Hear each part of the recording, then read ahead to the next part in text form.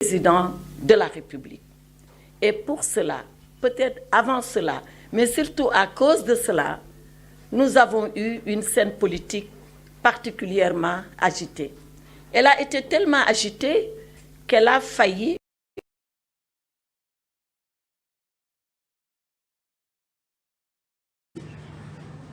Donc, je reviens au contexte politique. Et vous le savez déjà. Et le président de la République, partant du constat que notre chose la plus chère que nous partageons devrait être sauvegardée, le président de la République a décidé, à l'occasion du Conseil des ministres tenu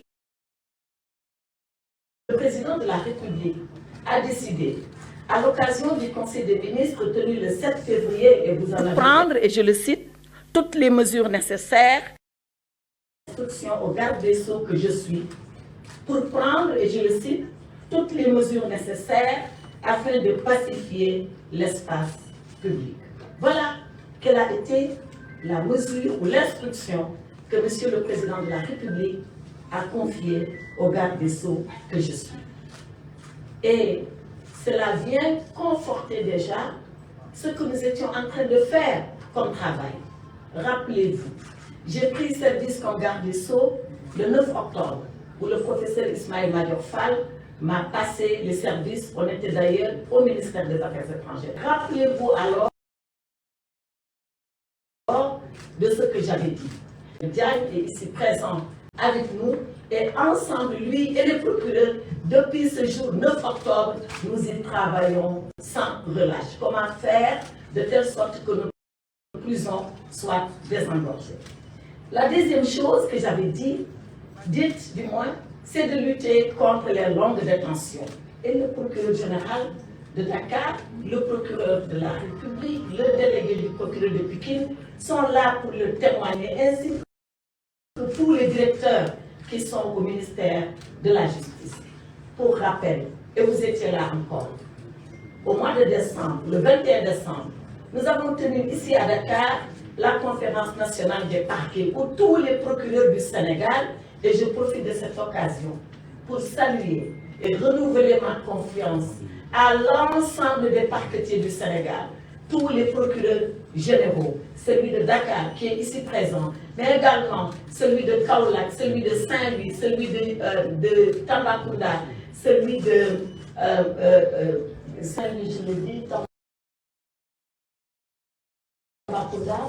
celui de Ziguinchor, de les saluer tous et de les féliciter ensemble avec leur procureur pour le travail remarquable qu'ils sont en train de faire dans l'application de la politique pénale telle qu'elle a été définie par le chef de l'État. Donc, je reviens à cette conférence nationale de tous les procureurs du Sénégal, dont le thème, rappelez-vous, était les longues détentions, la lutte contre les longues détentions. C'est pour vous dire, mesdames et messieurs les journalistes, que ce que le président de la République nous a demandé de faire dans une adresse solennelle à l'occasion du Conseil des ministres du 7 février, nous étions déjà en train de le faire et nous avions déjà commencé à le faire. Depuis le 9 octobre, ensuite le 21 décembre et enfin le 7 février venant de Monsieur le Président de la République. Et depuis lors, bien avant ces libérations auxquelles vous avez assisté ces dernières heures, depuis lors, nombre de nos compatriotes ont été libérés. Il se trouve que cette libération, peut-être, ou ces libérations ont été beaucoup plus massives. Et depuis lors, nous sommes sur cette cadence de libérer les Sénégalais en donnant des conditions beaucoup plus douces que la détention, c'est-à-dire le contrôle judiciaire, la mise en liberté provisoire, le port du bracelet électronique et les libérations conditionnelles s'il se trouvait qu'ils étaient déjà condamnés et qu'ils étaient en train de subir la peine de prison qui leur avait été infligée par le juge. Donc c'est pour vous dire que la volonté d'apaiser l'espace public est une ancienne volonté. Elle date d'avant octobre, mais surtout octobre. Elle date surtout de novembre, quand les parquetiers ont décidé de cela autour de moi et autour du ministre El Hadj Momar Samb, mais elle date enfin de façon beaucoup plus solennelle par cette décision de Monsieur le Président de la République lors du Conseil des ministres du 7 février. Donc, je vous ai donné le prétexte, je vous ai décrit le contexte. Maintenant, je vais vous lire le texte. Comment tout cela se fait? C'est ça le texte. Parce qu'il s'allait trouver certains pour dire que voilà, nous sommes dans une situation politique, ces personnes avaient été arrêtées pour des raisons politiques, que ce sont même des détenus politiques, et maintenant encore pour des raisons politiques, on a décidé de les libérer. Cela est faux. Cela est complètement faux. Et je m'inscris en faux contre ces assertions. En réalité, toutes ces personnes qui ont été libérées avaient été détenues à l'occasion de manifestations de troubles à l'ordre public. Peut-être qu'elles avaient leur volonté politique qu'elles voulaient démontrer. Peut-être qu'elles avaient un camp politique auquel elles appartenaient. Mais les raisons qui les ont envoyées en prison n'ont jamais été des raisons politiques.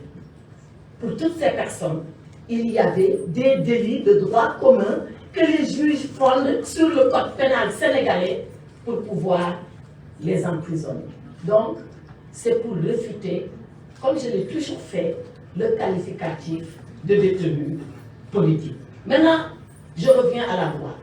Nous n'avons jamais libéré de façon arbitraire, de façon massive, les personnes parce que la politique nous l'a exigé. Loin de là.